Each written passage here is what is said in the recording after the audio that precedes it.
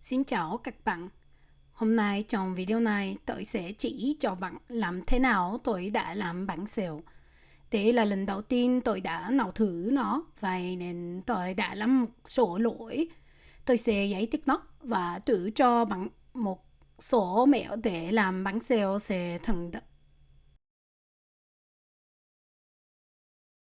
Bánh xèo là gì? Bánh xèo là một món Việt nổi tiếng. Nó là một bánh kếp màu vàng với nhân như thịt heo, tôm và rau và có bánh nhậm mà dịu mềm. Thêm truyền thống, nó được ăn với nước chấm, rau sống và đậu chua. Tôi đã làm theo bài viết trên blog này. Bài viết này cho nhiều thông minh về làm sao để chọn đồ ăn và làm sao để làm vỏ dụng. Nhưng mà bài viết cũng không chỉ rõ nếu một mừng là một mừng canh hay một mừng cà phê khi cho đơn vị. Nên tôi quyết định rằng là muốn canh. Nên để làm bánh xèo bạn cần nguyên liệu này: 200g bột bánh xèo, 50ml nước dừa, một số hành lá, ít bia, muối và bột nghệ để làm vỏ, 300g tôm sứ, 300g thịt ba chỉ, 2 củ hành tây, một số giả đỗ và rau cải xanh, muối và chữ để làm nhân, một củ cà rốt, một củ cải trắng, 5 muỗng giấm và 2 muỗng đường để làm đồ chua, rau sống như salad hay rau cải xanh cho món ăn phụ. Trong bài viết được viết rằng phải sử dụng bột ngọt, nhưng mà em thường không sử dụng gia vị nó và chỉ sử dụng muối và tiêu. Nếu bạn không có nhiều thời gian để nấu, có thể chuẩn bị từng bước. Tất cả nguyên liệu và bột vỏ có thể được chuẩn bị ngày hôm trước. Nước chấm và đậu chua cũng vậy. Bạn sẽ bắt đầu với sự chuẩn bị của thịt và tôm, tại vì muốn họ thám gia vị. Đầu tiên, tóm sủ lỗ bỏ vỏ để chỉ giữ thịt. Em sử dụng thủy Ziploc để họ không hôi trong thùng rác của mình. Em sống một mình vài年cần lão để lấp đầy thùng rác của em. Sau đó, đưa sạch nó với nước sạch, lấy tích bà chỉ ra túi và cho nó về tôm vào tô. Tùy vào bạn sống ở đâu, bạn sẽ tìm tích bạc chỉ thái mâm như tích bạc chỉ em sử dụng trong video này, đất Bình Nhẫn ở châu Á hay khối tích bạc chỉ.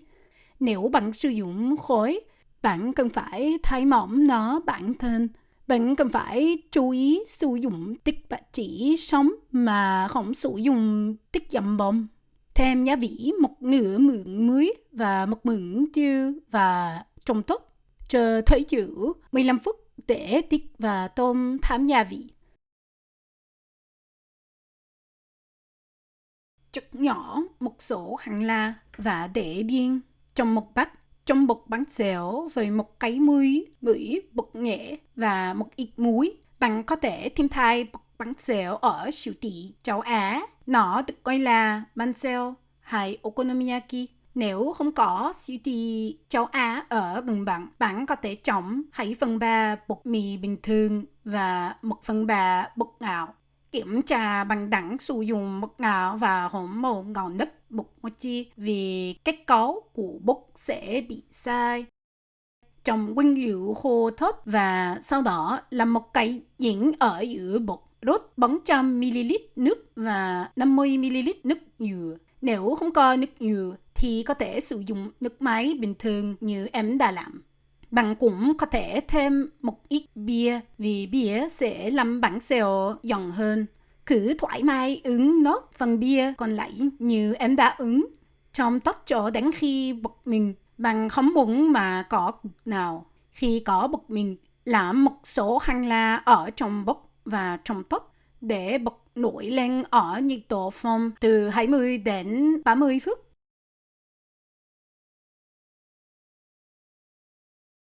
Gọt vỏ và rửa cà rốt và củ cải trắng. Sau đó chặt rau nhỏ, thằng tặng mỏng. Những thằng mỏng em đăng chắc trong video này lần quá hôm em đã muốn một chút, tại vì sau đó em lấy chắc nó nửa nửa. Lấy tất cả cà rốt và củ cải trắng mà được chắc đồi trong một cái bát lớn và thêm 5 muỗng giấm, 2 muỗng đường và 200ml nước vào bát. Em đã sử dụng giấm tao và vắt nó làm hương vị nhẹ nhàng. Tuy nhiên, bạn cũng có thể sử dụng giấm trắng nếu bạn thích độ chua, tạt chua. Để rồi nhỉ ít ra 10 phút cho đến khi nó sẽ mềm. Và sau đó chuyển nó vào vậy. Bạn có thể giữ nó một số tháng trong tủ lạnh. Nước chấm Việt Nam được dùng với rất nhiều món khác nhau. Vậy nên bạn có thể làm rất nhiều trong một lần và giữ nó trong tủ lạnh. Trong nước chanh bình thường có nước mắm. Lần này em đã sử dụng một công thức của người ăn chay và không sử dụng nước mắm mà nước tương. Để làm một vài lớn nước chấm bằng cần 5 ánh tỏi hay mượn bột nhão ớt hay 2 cái ớt sống. Tôi đã sử dụng một bột nhão ớt từ Trung Quốc được gọi là đồ bà trắng. Sự tách nó là một bột nhão làm từ đậu và ớt. Vậy nên tôi sợ một chút nếu sử dụng nó là tốt phải không? Nhưng mà kết quả đã là tốt. Một nửa cốc 250ml nước tương, một cốc 1/4 nước ấm, một nửa cốc đường, nước ép của 2 trái chanh xăng hay của một trái chanh. Nếu bạn không thích ăn cay thì có thể sử dụng chỉ 2 ánh tỏi và sử dụng ít bột nhão ớt. Tôi nghĩ tỷ lệ của công thức này rất tốt nên tôi khuyên bạn làm thử như vậy và sau đó sắp xếp gói vỏ của tỏi và chặt nhỏ tốt. Nếu bạn sử dụng ớt sống, chặt nó tách nhỏ, thêm tỏi, ớt và đường trong một tô và trông tốt. Nếu bạn sử dụng ớt sống thì sử dụng trái và gỏi đi nha tốt hơn. Chuyển tất cả sự pha trộn trong một cái vải lớn và thêm nước nóng trông tốt cho đến khi tất cả đường tan ra. Thêm nước tương và trộn lại, cắt trắng và vắt nó. Sau đó thêm nó trong vải và trộn tốt, nêm sốt và sắp xếp hương vị như bạn thích.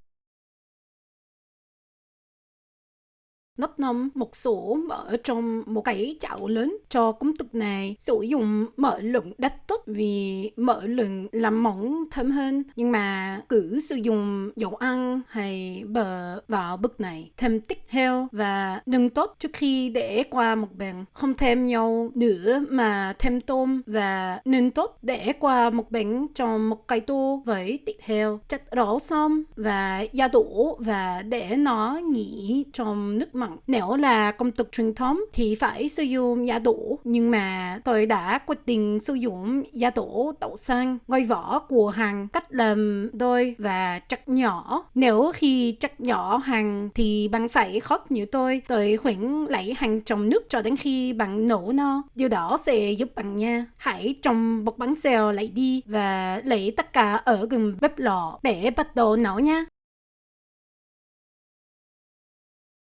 Cho bức này, nó tức viết trong công thức nên sử dụng một cây chảo không miến. Bạn có thể sử dụng một cây chảo bình thường. Tuy nhiên, nếu làm như vậy, hãy sử dụng nhiều mỡ. Tôi đã bắt đầu sử dụng một cây chảo bình thường, nhưng mà sau đó quyết định sử dụng một cây chảo không miến vì dễ hơn. Múc bột vào chảo và chảy nó tốt thành một lớp hơi mỏm, không sợ chảy bốc lên bên. Ở giữa bột thêm một ít của tất cả nguyên liệu heo, tôm, củ hành, rau sống và giá đỗ đậu xanh. Đầy nắp lại để hấp rau một chút, dỡ nắp ra và để bánh xèo nấu cho đến khi bên dưới sẽ có màu vàng đẹp và bánh bắt đầu nổi lên. Hãy sử dụng một cái băng sẻn để gấp lại bánh xèo và sau đó bung nó cho đến khi cả hai bên được nấu giống nhau. Để qua bánh xèo một bên trên một cái đĩa và lặp lại bước nó cho đến khi hết bột.